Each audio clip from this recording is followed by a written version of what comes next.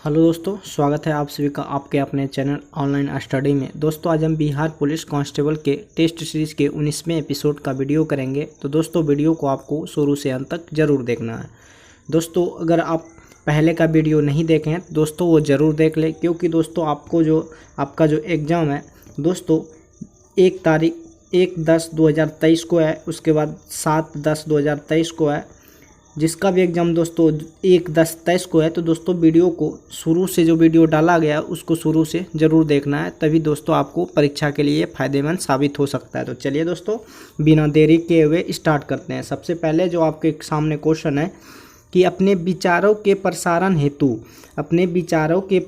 हेतु गांधी जी ने किस समाचार पत्र का जो है संपादन किया था।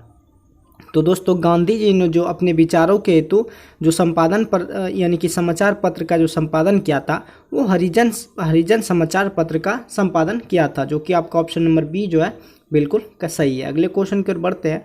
अगला जो आपका क्वेश्चन है कि भारत के संविधान में मौलिक अधिकारों का जो उल्लेख है वो कहाँ पर दिया गया, कि भारत के संविधान में मौलिक अधिकारों का जो उल्लेख है वो कहाँ पर दिया गया है। तो आपका ऑप्शन नंबर सी जो है कि भाग 3 में मौलिक अधिकारों का जो है उल्लेख किया गया। तो आपका ऑप्शन नंबर सी जो है बिल्कुल सही है। अगले क्वेश्चन की ओर बढ़ते हैं। अगला जो क्वेश्चन है आपके स्क्रीन पर कि अंतर्राष्ट्रीय न्यायालय का जो मुख्यालय है वो कहाँ पर स्थित है, कि अंतर्राष्ट्रीय न्यायालय का जो मुख्यालय है वो कहाँ पर स्थित है। तो अंतर्राष्ट्रीय मुख्यालय जो है वो द हेग में है। तो आपका ऑप्शन नंबर सी जो है बिल्कुल सही है। अगले क्वेश्चन की ओर बढ़ते हैं। अगला जो क्वेश्चन है कि पेनिसिलिन किससे निकाला जाता है।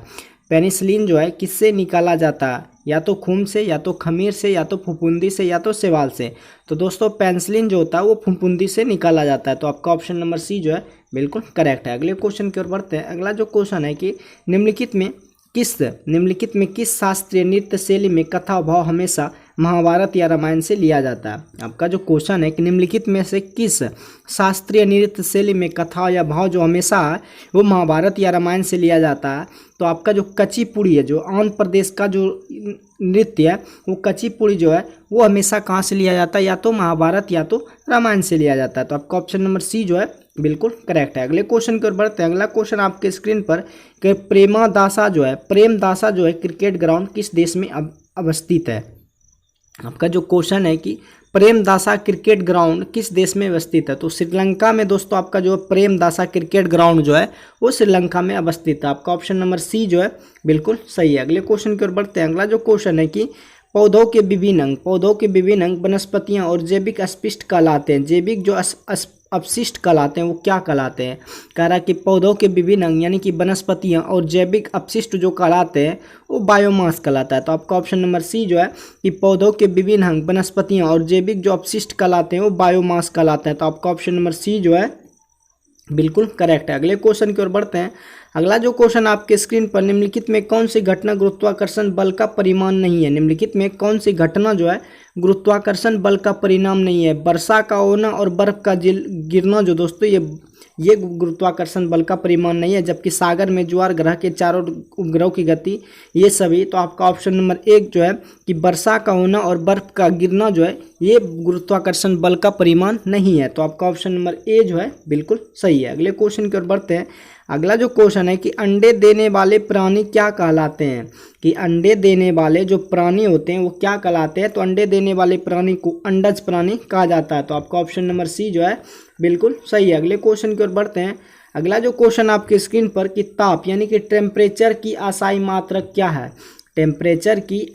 तापमान की यानी कि तापमान की असाई मात्रक क्या है। तो दोस्तों आपको याद होगा, आप लोग कमेंट में आंसर दीजिएगा कि तापमान की जो असाई मात्रक है वो केल्विन होती है। तो आपका ऑप्शन नंबर डी जो है बिल्कुल सही है। अगले क्वेश्चन की ओर बढ़ते हैं। अगला जो क्वेश्चन है कि निम्नलिखित में कौन सी रचना जो है नागार्जुन की नहीं है। निम्नलिखित में कौन सी रचना जो है नागार्जुन की नहीं है। तो दादा कॉमरेड जो है ये नागार्जुन की रचना नहीं है। तो आपका ऑप्शन नंबर डी जो है बिल्कुल सही है। नेक्स्ट क्वेश्चन की ओर बढ़ते हैं। नेक्स्ट क्वेश्चन जो है कि अवधी बोली जो है किस अपभ्रंश से विकसित हुई है। अवधी जो बोली है किस अपभ्रंश से विकसित हुई है। तो आपका जो ऑप्शन नंबर है अर्धमादगी यानी कि अवधी बोली जो है किस अपभ्रंश से विकसित हुई है। तो अर्धमादगी से विकसित हुई है। तो आपका ऑप्शन सेकंड नंबर जो है बिल्कुल सही है। अगले क्वेश्चन की ओर बढ़ते हैं। अगला जो क्वेश्चन आपके स्क्रीन पर कि तुरई का फूल की तरह खिल खिलाकर हंसते लोग सहस मुरझा गए, यह पंक्ति किस कहानी से है? कि तुरई का फूल की तरह खिल खिलाकर हंसते लोग सहरसा मुरझा गए, यह पंक्ति किस कहानी की है? तो आपका ऑप्शन नंबर धरती कब तक झूमेगी, ये जो कहानी है कि तरई की फूल की तरह खिल खिलाकर हंसते लोग सहसा मुरझा गए, ये पंक्ति जो है धरती कब तक झूमेगी की है। तो आपका ऑप्शन नंबर ए जो है बिल्कुल करेक्ट है। अगले क्वेश्चन की ओर बढ़ते हैं। अगला जो क्वेश्चन आपके स्क्रीन पर, प्रत्येक में कौन सा उपसर्ग है? तो आपका क्वेश्चन है कि प्रत्येक में कौन सा उपसर्ग है? तो प्रत्येक में जो आपका उपसर्ग है, जो दोस्तों प्रत्येक यानी कि जो पहले लगता है उससे उस उपसर्ग कहते हैं। जो पहले लगता है उसे क्या कहते हैं? उपसर्ग। जो बाद में लगता है उसे प्रत्यय कहते हैं। तो आपका प्रति जो है प्रत्येक में आपका प्रति उपसर्ग है। तो आपका ऑप्शन नंबर बी जो है बिल्कुल सही है। नेक्स्ट क्वेश्चन की ओर बढ़ते हैं। नेक्स्ट क्वेश्चन जो आपके स्क्रीन पर, कि उत्कंठित का पर्यायवाची शब्द क्या है? कि उत्कंठित का पर्यायवाची शब्द नहीं है, तो उत्कंठित का जो परिभाषित शब्द अभिलाषा जो है वो नहीं है। तो आपका ऑप्शन नंबर डी जो है बिल्कुल सही है। अगले क्वेश्चन की ओर बढ़ते हैं। अगला जो क्वेश्चन है कि गैस आर यानी कि गैस नियतांक आर का मात्रक क्या है? गैस नियतांक आर का जो मात्रक होता है दोस्तों आपके जूल केल्विन प्रति मोल होता है। जूल प्रति केल्विन और प्रति मोल होता है। तो आपका ऑप्शन नंबर जो सी नंबर है बिल्कुल सही है। अगले क्वेश्चन की ओर बढ़ते हैं। अगला जो क्वेश्चन है कि द्रव को गर्म करने पर जो है उसका आवर्तनांक क्या होता है? कि द्रव को जब गर्म करते हैं उसका आवर्तनांक सामान्यतः घटता है। तो आपका ऑप्शन नंबर ए जो है कि द्रव को गर्म करने पर उसका आवर्तनांक जो होता है वो क्या होता है? घटता है। तो आपका ऑप्शन नंबर ए जो है बिल्कुल सही है। नेक्स्ट क्वेश्चन की ओर बढ़ते हैं कि प्रत्यस्तता गुणांक को बढ़ते क्रम में निम्नलिखित में कौन सा समायोजन सही है? कि प्रत्यस्तता गुणांक जो होता है उसको बढ़ते क्रम में निम्नलिखित में कौन सा समायोजन सही है? तो दोस्तों इस्पात में प्रत्यस्तता गुणांक सबसे अधिक होता है, तांबा में कम होता है, कांच में यानी कि रबर में सबसे कम, कांच में सबसे कम, तांबा में भी उससे कम, यानी कि सबसे कम जो होता है रबर का, उससे ज़्यादा कांच का, उससे ज़्यादा तांबा, सबसे ज़्यादा जो होता है इस्पात का वो प्रत्यस्तता गुणांक सबसे अधिक होता है। तो आपका ऑप्शन नंबर डी जो है बिल्कुल सही है। अगले क्वेश्चन की ओर बढ़ते हैं। अगला जो क्वेश्चन है कि पृथ्वी की ऊपरी वायुमंडल प्रति सेकंड सूर्य से डैश केजी यानी कि ऊर्जा डैश किलो जूल ऊर्जा ग्रहण करती है। कि पृथ्वी की ऊपरी वायुमंडल प्रति सेकंड जो है सूर्य से 1.36 किलो ऊर्जा ग्रहण करता है। तो आपका ऑप्शन नंबर डी जो है बिल्कुल सही है। नेक्स्ट क्वेश्चन की ओर बढ़ते हैं। नेक्स्ट क्वेश्चन जो आपके स्क्रीन पर, कि निम्न में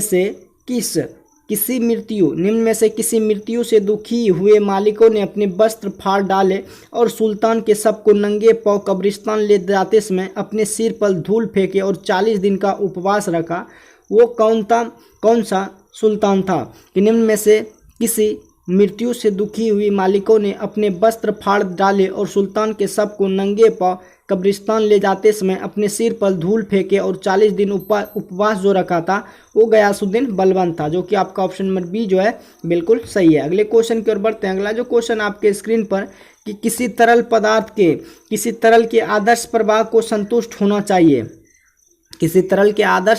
संतुष्ट होना चाहिए, वो शांतंत समीकरण जो कि आपका ऑप्शन नंबर सी जो है बिल्कुल सही है। अगले क्वेश्चन की ओर बढ़ते हैं। अगला जो क्वेश्चन आपकी स्क्रीन पर है कि किसी ठोस में द्रव का स्पर्श को निर्भर करता है। किसी ठोस में द्रव का जो स्पर्श को निर्भर करता है वो क्या है? तो ठोस एवं द्रव दोनों पर निर्भर करता है। किसी ठोस में द्रव का जो स्पर्श कोण होता है वो किस पर निर्भर करता है? तो आपका ठोस एवं द्रव दोनों पर निर्भर करता है। तो आपका ऑप्शन नंबर सी जो है बिल्कुल सही है। अगले क्वेश्चन की ओर बढ़ते हैं। अगला जो क्वेश्चन आपके स्क्रीन पर, कि जड़त्वीय बल एवं श्यान बल का अनुपात प्रदर्शित किसको करता है? जड़त्वीय बल एवं श्यान बल जो है प्रदर्शित किसको करता है? तो रेनॉल्ड संख्या को जड़त्व बल एवं श्यान बल अनुपात प्रदर्शित जो करता है वो रेनॉल्ड संख्या को प्रदर्शित करता है। तो आपका ऑप्शन नंबर बी जो है बिल्कुल सही है। अगले क्वेश्चन की ओर बढ़ते हैं। अगला जो क्वेश्चन, निम्न में से किसे कश्मीर का अकबर कहा गया? निम्न में से किसे कश्मीर का अकबर कहा गया है? तो जैन उल अबिदीन जो है उसे कश्मीर का क्या कहा गया है? अकबर कहा गया है। तो जैन उल अबिदीन जो है उसे कश्मीर का क्या कहा गया है? अकबर कहा गया। तो आपका ऑप्शन नंबर डी जो है। क्वेश्चन की ओर बढ़ते हैं। अगला जो क्वेश्चन आपके स्क्रीन पर, कि जल को शीतलक के रूप में प्रयुक्त किया जाता है क्योंकि जल का जो है विशिष्ट ऊष्मा क्या होती है? उच्च होती है। कि जल को शीतलक के रूप में प्रयुक्त किया जाता है क्योंकि इसका जो विशिष्ट ऊष्मा होती है वो क्या होती है? उच्च होती है। तो आपका ऑप्शन नंबर सी जो है बिल्कुल सही है। अगले क्वेश्चन की ओर बढ़ते हैं। अगला जो क्वेश्चन आपकी स्क्रीन पर है, अगला जो क्वेश्चन आपकी स्क्रीन पर है कि रॉलेट एक्ट जो था उसका किस कानून के उद्देश्य से बनाया गया था, कि रॉलेट एक्ट कानून जो था किस उद्देश्य से बनाया गया था। तो क्रांतिकारी गतिविधियों पर अंकुश लगाने के लिए, क्रांतिकारी गतिविधियों पर अंकुश लगाने के लिए रॉलेट कानून लगाया गया था। आपका ऑप्शन नंबर डी जो है बिल्कुल सही है। अगले क्वेश्चन की ओर बढ़ते हैं। अगला जो क्वेश्चन आपकी स्क्रीन पर है कि भारत में किस वर्ष जो है लेखांकन को लेखा परीक्षण के पृथक किया गया था। भारत में किस वर्ष जो है लेखांकन को लेखा परीक्षण से पृथक किया गया था। तो आपका ऑप्शन नंबर ए जो है कि 1976 में लेखा परीक्षण को लेखांकन से क्या किया गया था, अलग किया गया था। तो आपका ऑप्शन नंबर ए जो है बिल्कुल सही है। अगले क्वेश्चन की ओर बढ़ते हैं। पूंजी अर्थव्यवस्था में निवेश व्यय क्या है, कि पूंजी अर्थव्यवस्था में निवेश व्यय क्या है, कि पूंजी अर्थव्यवस्था में निवेश व्यय क्या है। तो आपका ऑप्शन नंबर जो है उत्पादन क्षमता में वृद्धि लाने हेतु जो व्यय किया जाता है उसे ही पूंजीवादी यानी कि अर्थव्यवस्था कहते हैं। तो आपका ऑप्शन नंबर सी जो है बिल्कुल सही है। अगले क्वेश्चन की ओर बढ़ते हैं। अगला जो क्वेश्चन है कि ब्रिटेन बुडा सम्मेलन किस वर्ष हुआ था, कि ब्रिटेन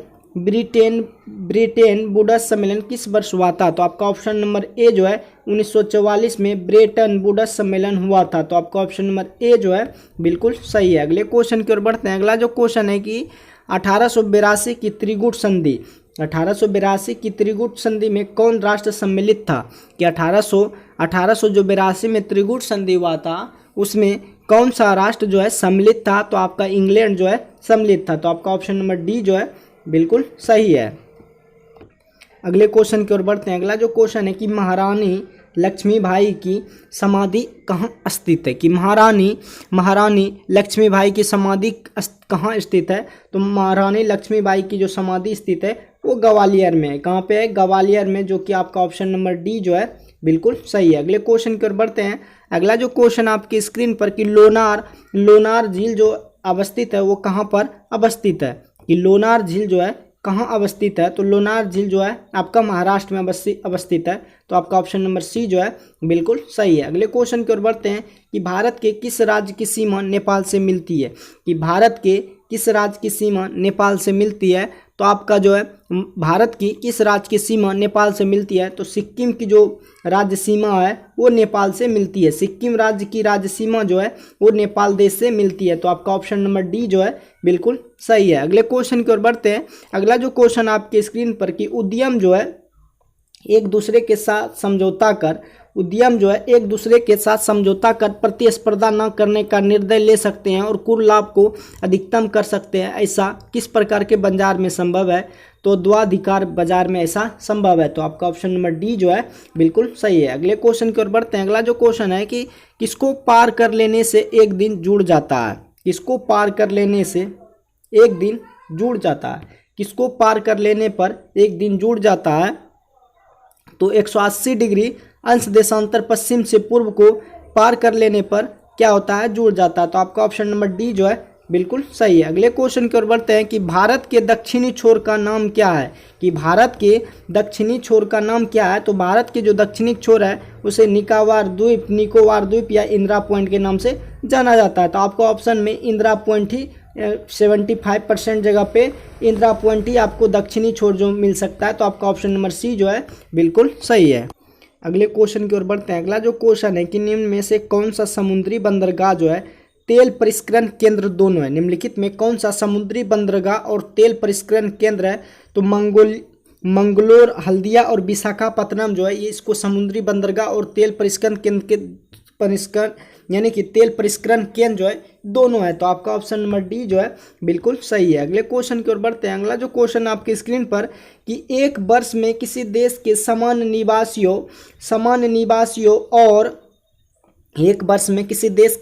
निवासियों और उनकी संपत्ति द्वारा उत्पादित सभी अंतिम वस्तुओं और सेवाओं को मूल को चाहे हुए घरेलू राज्य क्षेत्र के भीतर परिचालित हो या बाहर उसे क्या कहते हैं। तो उसे सकल राष्ट्रीय आय के नाम से जाना जाता है। तो आपका ऑप्शन नंबर इसमें जो सी है वो बिल्कुल सही है। तो आपका ऑप्शन नंबर सी बिल्कुल सही है। अगले क्वेश्चन की ओर बढ़ते हैं। अगला जो क्वेश्चन आपके स्क्रीन पर है कि भारत में स्थापित सबसे पहला जो सफल लोहा इस्पात उद्योग है वो कौन सा है कि भारत में स्थापित सबसे पहला जो सफल लोहा इस्पात उद्योग है वो टाटा लोहा जो है आपका इस्पात कंपनी टिस्को है। टाटा लोहा इस्पात कंपनी जो है टिस्को जो है वो आपका ऑप्शन नंबर सी जो है बिल्कुल सही है। अगले क्वेश्चन की ओर बढ़ते हैं। अगला जो क्वेश्चन है कि राष्ट्र संघ की स्थापना कब हुई थी? कि राष्ट्र संघ की स्थापना जो हुई थी वो प्रथम विश्व युद्ध के बाद हुई थी। प्रथम विश्व युद्ध 1914 से 1918 के बीच में चला था और द्वितीय युद्ध जो था 1935 से 1941 तक चला था। तो आपका प्रथम जो विश्व युद्ध हुआ था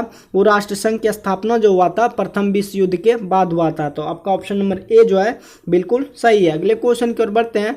अगला जो क्वेश्चन आपके स्क्रीन पर कि गांधी जी ने किस गोलमेज सम्मेलन का बहिष्कार कर सविनय अवज्ञा आंदोलन जारी रखा था? कि गांधी जी ने किस गोलमेज सम्मेलन का बहिष्कार कर सविनय अवज्ञा आंदोलन जारी रखा था? तो नवंबर 1930 के प्रथम गोलमेज सम्मेलन के बाद जो है गोलमेज सम्मेलन का बहिष्कार कर जो है सविनय अवज्ञा आंदोलन जारी रखा था। तो नवंबर 1930 के प्रथम गोलमेज सम्मेलन में। तो आपका ऑप्शन नंबर ए जो है बिल्कुल सही है। नेक्स्ट क्वेश्चन की ओर बढ़ते हैं। नेक्स्ट क्वेश्चन जो आपके स्क्रीन पर कि संविधान सभा के अस्थायी अध्यक्ष कौन है? कि संविधान सभा के जो अस्थायी अध्यक्ष है वो डॉक्टर राजेंद्र प्रसाद है। डॉक्टर राजेंद्र प्रसाद को संविधान सभा के अस्थायी अध्यक्ष थे। तो आपका ऑप्शन नंबर ए जो है बी जो है बिल्कुल सही है। अगर आपसे पूछ सकता है कि संविधान सभा के प्रारूप जो अध्यक्ष है वो भीमराव अम्बेडकर थे। अगर आपको क्वेश्चन पूछ दे कि भारतीय संविधान सभा के अस्थायी रूप से अध्यक्ष कौन थे तो डॉक्टर सच्चिदानंद सिंह, अस्थायी पूछे तो डॉक्टर राजेंद्र प्रसाद। अगर डॉक्टर भीमराव अम्बेडकर पूछे तो ये प्रारूप समिति के अध्यक्ष थे। प्रारूप समिति के अध्यक्ष कौन थे? डॉक्टर राजेंद्र प्रसाद। अस्थायी अध्यक्ष डॉक्टर राजेंद्र प्रसाद और अस्थायी डॉक्टर सच्चिदानंद सिन्हा। तो आपका ऑप्शन और इस क्वेश्चन का बी नंबर जो है बिल्कुल सही है। नेक्स्ट क्वेश्चन की ओर बढ़ते हैं। नेक्स्ट क्वेश्चन जो है कि ग्राम कचहरी का प्रधान कौन होता है? कि ग्राम कचहरी का प्रधान कौन होता है? तो ग्राम कचहरी का जो प्रधान होता है वो सरपंच होता है। कौन होता है? सरपंच। ग्राम कचहरी का जो प्रधान होता है वो सरपंच होता है। तो आपका ऑप्शन नंबर सी जो है बिल्कुल सही है। अगले क्वेश्चन की ओर बढ़ते हैं कि मुख्यमंत्री की नियुक्ति कौन करता है? तो मुख्यमंत्री की जो नियुक्ति करता है वो राज्यपाल करता है। मुख्यमंत्री की जो नियुक्ति करता है वो कौन करता है? राज्यपाल करता है। तो आपका ऑप्शन नंबर सी जो है बिल्कुल सही है। नेक्स्ट क्वेश्चन की ओर बढ़ते हैं। कह रहा है कि राष्ट्रपति कानूनी मामलों में किससे परामर्श ले सकता है? राष्ट्रपति जो है कानूनी मामलों में किससे परामर्श ले सकता है? तो सर्वोच्च न्यायालय से परामर्श ले सकता है। कि राष्ट्रीय कानूनी मामलों में किससे परामर्श ले सकता है? तो सर्वोच्च न्यायालय से क्या करता है? परामर्श ले सकता है। तो आपका ऑप्शन नंबर डी जो है बिल्कुल सही है। अगले क्वेश्चन की ओर बढ़ते हैं कि सर्वोच्च न्यायालय जो है किन संस्था का निरीक्षण कर सकता है? सर्वोच्च न्यायालय जो है किस संस्था का निरीक्षण कर सकता है? सर्वोच्च न्यायालय जो है किस संस्था का निरीक्षण कर सकता है? तो अधीनस्थ न्यायालय के, सर्वोच्च न्यायालय के जो अधीनस्थ न्यायालय है उसी के आस्था का जो है निरीक्षण सर्वोच्च न्यायालय कर सकता है। तो आपका ऑप्शन नंबर सी जो है बिल्कुल सही है। अगले क्वेश्चन की ओर बढ़ते हैं। अगला जो क्वेश्चन है कि भारत के मुख्य निर्वाचन आयुक्त का कार्यकाल जो होता है वो कितना होता है? भारत के मुख्य निर्वाचन आयुक्त का जो कार्यकाल होता है 6 वर्ष अथवा 65 वर्ष की आयु जो भी पहले हो। 6 वर्ष अथवा 65 वर्ष की आयु तक जो भी पहले हो। तो आपका ऑप्शन नंबर सी जो है बिल्कुल सही है। अगले क्वेश्चन की ओर बढ़ते हैं। अगला जो क्वेश्चन है कि निम्नलिखित में कौन सा जो अवयव है, निम्नलिखित में कौन सा जो अवयव है मानव विकास सूचकांक में शामिल नहीं किया गया है? निम्नलिखित में कौन सा जो अवयव है मानव विकास सूचकांक में शामिल नहीं किया गया है? तो वास्तविक प्रति व्यक्ति विकास दर जो है वो मानव विकास सूचकांक में शामिल नहीं किया गया। तो आपका ऑप्शन नंबर सी जो है बिल्कुल सही है। अगले क्वेश्चन की ओर बढ़ते हैं कि व्यावसायिक जो बैंक का कार्य है वो क्या है? कि व्यावसायिक बैंक का जो कार्य है वो क्या है? तो व्यावसायिक बैंक का कार्य है कि ग्राहक को जमा स्वीकार करने के साथ साथ क्या करना? ऋण यानी कि लोन भी देना। तो व्यावसायिक बैंक का कार्य है कि ग्राहकों की जमा स्वीकार करने के साथ साथ उसको क्या करना? ऋण भी देना। तो आपका ऑप्शन नंबर बी जो है बिल्कुल सही है। अगले क्वेश्चन की ओर बढ़ते हैं कि 2011 की जनगणना के अनुसार भारतीय वासियों की औसत आयु क्या थी? आपका जो क्वेश्चन है कि 2011 की जनगणना के अनुसार भारतवासियों की औसत जो आयु थी वो 64.6 वर्ष थी। 2011 की जनगणना के अनुसार भारतवासियों की जो औसत आयु थी वो 64.6 वर्ष थी। तो आपका ऑप्शन नंबर सी जो है बिल्कुल सही है। अगले क्वेश्चन की ओर बढ़ते हैं कि भारत सरकार द्वारा आर्थिक सुधार संबंधी नवीन आर्थिक नीति कब अपनाई गई थी?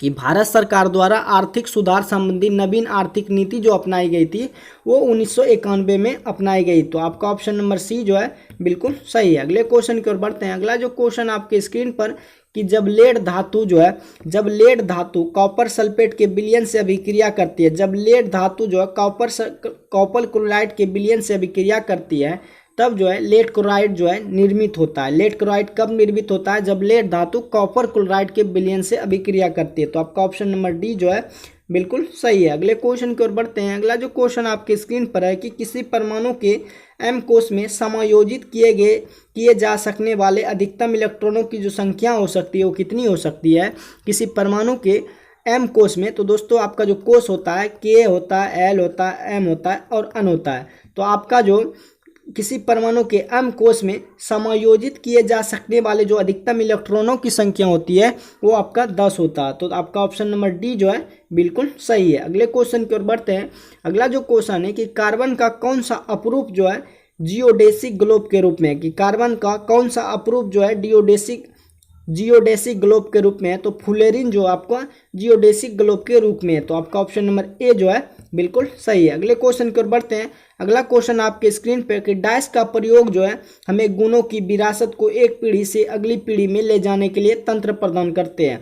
कि डैश का प्रयोग जो हमें गुणों को विरासत को एक पीढ़ी से अगली पीढ़ी में ले जाने के लिए तंत्र का जो प्रयोग करते हैं उसे क्या कहते हैं? तो उसे मेंडल का प्रयोग कर हमें गुणों की विरासत को एक पीढ़ी से अगली पीढ़ी में ले जाने के लिए तंत्र का जो प्रदान करते हैं वो मेंडल है। तो आपका ऑप्शन नंबर ए सी जो है बिल्कुल सही है। अगले क्वेश्चन की ओर बढ़ते हैं कि इनमें कौन सा जो अंग है उत्सर्जन तंत्र से संबंधित नहीं है? इनमें से कौन सा अंग जो है उत्सर्जन तंत्र से संबंधित नहीं है? तो गुर्दे की जो धमनी है वो उत्सर्जन तंत्र से संबंधित नहीं है। तो आपका ऑप्शन नंबर बी जो है बिल्कुल सही है। अगले क्वेश्चन की ओर बढ़ते हैं। अगला जो क्वेश्चन आपकी स्क्रीन पर कि निम्न में से किन पौधों में गुण प्रजनन अंग पाए जाते हैं? निम्नलिखित में किस पौधों में गुप्त प्रजनन अंग पाए जाते हैं? तो आपका जो मर्सिलिया है, आपका जो क्वेश्चन है कि निम्नलिखित में किस पौधों में गुप्त प्रजनन अंग पाए जाते हैं? तो मर्सिलिया में गुप्त प्रजनन अंग पाए जाते हैं। तो आपका ऑप्शन नंबर ए जो है बिल्कुल सही है। नेक्स्ट क्वेश्चन की ओर बढ़ते हैं। नेक्स्ट क्वेश्चन जो आपके स्क्रीन पर है कि निम्न समितियों में किसने मात्र पोषक तत्वों की आवश्यकता के आधार पर गरीबों का निर्धारण किया गया? निम्न समितियों में किसने मात्र पोषक तत्वों की आवश्यकता के आधार पर गरीबी रेखा का निर्धारण किया है? तो अलग समिति जो है उसने जो है पोषक तत्वों की आवश्यकता के आधार पर गरीबी रेखा का निर्धारण किया गया। तो आपका ऑप्शन नंबर ए जो है बिल्कुल सही है। नेक्स्ट क्वेश्चन की ओर बढ़ते हैं। नेक्स्ट क्वेश्चन जो है कि नेट्रियम जो है निम्न में से किसका लैटिन नाम है? नेट्रियम जो है निम्नलिखित में किसका लैटिन नाम है? तो आपको याद होना चाहिए सोडियम का जो लैटिन नाम है वो नेट्रियम है, जबकि सोडियम की परमाणु संख्या कितना होता है? 11।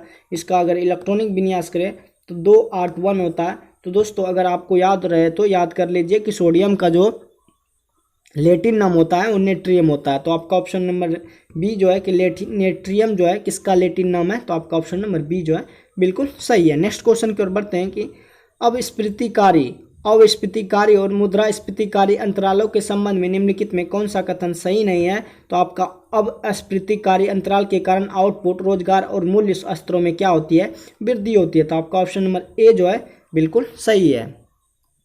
अगले क्वेश्चन की ओर बढ़ते हैं। अगला जो क्वेश्चन है कि 2022 के 67वें फिल्म फेयर पुरस्कारों के तहत निम्न में से किसे लाइफ टाइम अचीवमेंट पुरस्कार से अगस्त 2022 में सम्मानित किया गया था? तो आपका सुभाष दई जो है उसको 2022 में 67वें फिल्म फेयर पुरस्कारों के तहत निम्न में से लाइफ टाइम अचीवमेंट पुरस्कार से जो सम्मानित किया गया था वो सुभाष दई को सम्मानित किया गया था। तो आपका ऑप्शन नंबर सी जो है बिल्कुल सही है। अगले क्वेश्चन की ओर बढ़ते हैं कि पृथ्वीराज रासो हिंदी साहित्य को किस काल में लिखा गया है? पृथ्वीराज रासो हिंदी साहित्य के किस काल में रखा गया है? तो पृथ्वीराज रासो को साहित्य के आदिकाल में रखा गया है। तो आपका ऑप्शन नंबर ए जो है बिल्कुल सही है। अगले क्वेश्चन की ओर बढ़ते हैं। कौन सा शब्द जो है आपका स्त्रीलिंग है? कि कौन सा शब्द आपका स्त्रीलिंग है? तो आपका जो केतली शब्द है वो स्त्रीलिंग है, जबकि आपका स्टोव जो है पुल्लिंग है, स्कूल भी पुल्लिंग है, फुटपाथ भी पुल्लिंग है। तो आपका केतली जो शब्द है वो क्या है? स्त्रीलिंग है। नेक्स्ट क्वेश्चन की ओर बढ़ते हैं। अगला जो क्वेश्चन है कि पानी ना बरसता तो धान सूख जाता, किस प्रकार का वाक्य है? कि पानी ना बरसता तो धान सूख जाता किस प्रकार का वाक्य है? तो आपका संकेतवाचक वाक्य है कि पानी ना बरसता तो धान सूख जाता, किस प्रकार का वाक्य हुआ, तो संकेतवाचक वाक्य है। तो आपका ऑप्शन नंबर बी जो है बिल्कुल सही है। नेक्स्ट क्वेश्चन की ओर बढ़ते हैं कि वचन से फिरना के लिए उचित मुहावरा चुने, कि वचन से फिरना के लिए उचित मुहावरा चुने। तो वचन से फिरना यानी कि क्या करना, मुकर जाना। तो आपका ऑप्शन नंबर ए जो है बिल्कुल सही है। अगले क्वेश्चन की ओर बढ़ते हैं। अगला जो क्वेश्चन है कि आधुनिक आवर्त सारणी में डैश है। तो आधुनिक आवर्त सारणी में 18 समूह है। क्या है, आधुनिक आवर्त सारणी में 18 समूह है। तो आपका ऑप्शन नंबर डी जो है बिल्कुल सही है। अगले क्वेश्चन की ओर बढ़ते हैं। अगला जो क्वेश्चन है कि निम्न में से किस पूर्व भारतीय क्रिकेटर को चेन्नई स्थित Vels institute science of and technology and advanced studies ने डायरेक्ट को मानव उपाधि से 2022 में सम्मानित किया गया था। तो सुरेश रैना को क्या किया गया था, एडवांस स्टडीज एवं डायरेक्ट मानव उपाधि से सम्मानित किया गया था। तो आपका सुरेश रैना को सम्मानित किया गया था 2022 में। तो आपका ऑप्शन नंबर डी जो है बिल्कुल सही है। अगले क्वेश्चन की ओर बढ़ते हैं। निम्न में से सबसे बढ़िया जो रोधी है वो इंसुलेटर कौन सा है। निम्नलिखित में सबसे बढ़िया रोधी इंसुलेटर जो है आपका कांच है। निम्न में से सबसे बढ़िया इंसुलेटर जो है आपका कांच है। तो आपका ऑप्शन नंबर सी जो है बिल्कुल सही है। अगले क्वेश्चन की ओर बढ़ते हैं। अगला जो क्वेश्चन आपके स्क्रीन पर, किस भिन्न भौतिक गुणधर्मों वाले परंतु समान रासायनिक गुणधर्म वाले तत्व क्या कहलाते हैं।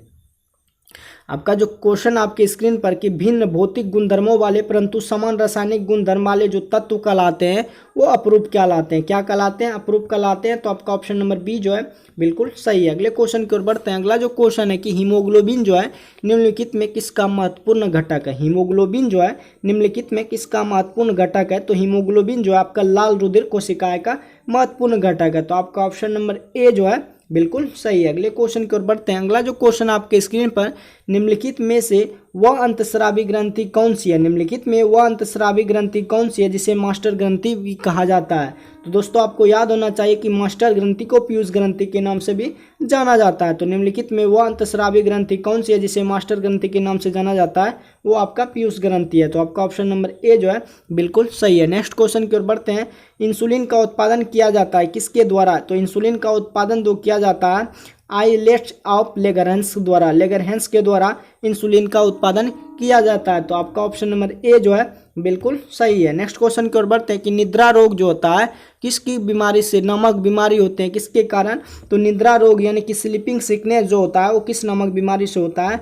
तो ट्रिप्सनोसोमा नाम के एक कोशीय जीव से कौन सी बीमारी होती है, निद्रा नमक रोग बीमारी होती है। तो आपका ऑप्शन नंबर डी जो है बिल्कुल सही है। नेक्स्ट क्वेश्चन की ओर बढ़ते हैं कि यीस्ट और मशरूम जो है, यीस्ट जो और मशरूम जो है वो क्या है। तो यीस्ट और मशरूम जो है वो आपका फंगी यानी कि फफूंद है। तो आपका ऑप्शन नंबर सी जो है बिल्कुल सही है। दूध प्रोटीन को पचाने वाला जो एंजाइम है, कि दूध प्रोटीन को पचाने वाला एंजाइम कौन सा है। तो दुग्ध प्रोटीन को जो पचाने वाला एंजाइम है आपका रेनिन है। क्या है, आपका ऑप्शन नंबर सी जो है रेनिन क्या करता है, दुग्ध प्रोटीन को पचाने वाला एंजाइम है। तो आपका ऑप्शन नंबर सी जो है बिल्कुल सही है। नेक्स्ट क्वेश्चन की ओर बढ़ते हैं।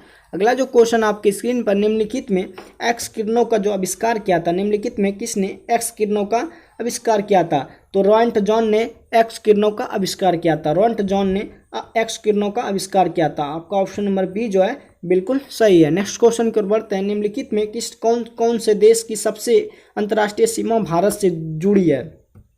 आपका जो क्वेश्चन है कि निम्नलिखित में कौन से देश की सबसे लंबी अंतर्राष्ट्रीय सीमा भारत से जुड़ी है। तो आपका बांग्लादेश की सीमा जो है, भारत की सबसे लंबी अंतर्राष्ट्रीय सीमा रेखा क्या है, बांग्लादेश की है। तो आपका ऑप्शन नंबर ए जो है बिल्कुल सही है। अगले क्वेश्चन की ओर बढ़ते हैं कि फरवरी 2023 में साइक्लोन ग्रेबियल ने किस देश को प्रभावित किया है। कि फरवरी 2023 में साइक्लोन ग्रेबियल ने किस देश को प्रभावित किया है। तो साइक्लोन ग्रेबियल ने न्यूजीलैंड को क्या किया है, प्रभावित किया गया है। तो आपका ऑप्शन नंबर ए जो है बिल्कुल सही है। अगले क्वेश्चन की ओर बढ़ते हैं कि विजडन T20 प्लेयर ऑफ 2022 में किन किन भारतीय क्रिकेटरों को चुना गया है। तो आपका रोहित शर्मा और सूर्य कुमार यादव को चुना गया है। कह रहा है कि आपका जो क्वेश्चन आपके स्क्रीन पर है कि विजडन T20 प्लेयर ऑफ 2022 में किस भारतीय क्रिकेटरों को चुना गया है। तो रोहित शर्मा और सूर्य कुमार यादव को चुना गया। तो आपका ऑप्शन नंबर बी एवं सी जो है दोनों होगा। तो आपका ऑप्शन नंबर डी जो है बिल्कुल सही है। नेक्स्ट क्वेश्चन की ओर बढ़ते हैं कि वित्त वर्ष 2023 में राज्य के वित्त वर्ष 2023 में किस राज्य ने भारत के सभी राज्यों में उत्पादों के लिए सर्वाधिक जीआई टैग हासिल किया गया है? कि वित्त वर्ष 2023 में जो है भारत के किस राज्यों में उत्पादों के लिए सर्वाधिक जीआई टैग हासिल किया गया है? तो आपका केरल ने सबसे ज़्यादा जीआई टैग हासिल किया गया है। तो आपका ऑप्शन नंबर बी जो है बिल्कुल सही है। अगले क्वेश्चन की ओर बढ़ते हैं कि 1 से 5 दिसंबर 2023 तक ग्लोबल आयुर्वेद फेस्टिवल का जो 5वां संस्करण कहाँ आयोजित होगा? कि 1 से 5 दिसंबर 2023 का जो ग्लोबल आयुर्वेद फेस्टिवल का जो 5वां संस्करण होगा कहाँ आयोजित होगा? तो आपको केरल की राजधानी है वो तिरुवनंतपुरम में होगी। तो आपका ऑप्शन नंबर सी जो है बिल्कुल सही है। तो दोस्तों बिहार पुलिस कांस्टेबल के टेस्ट सीरीज के 19वें एपिसोड का वीडियो समाप्त होता है। दोस्तों अगर वीडियो अच्छा लगे तो अपने दोस्तों के साथ शेयर जरूर कीजिएगा। बाकी मिलते हैं नेक्स्ट वीडियो में जल्दी। आज के लिए बस इतना ही। जय हिंद।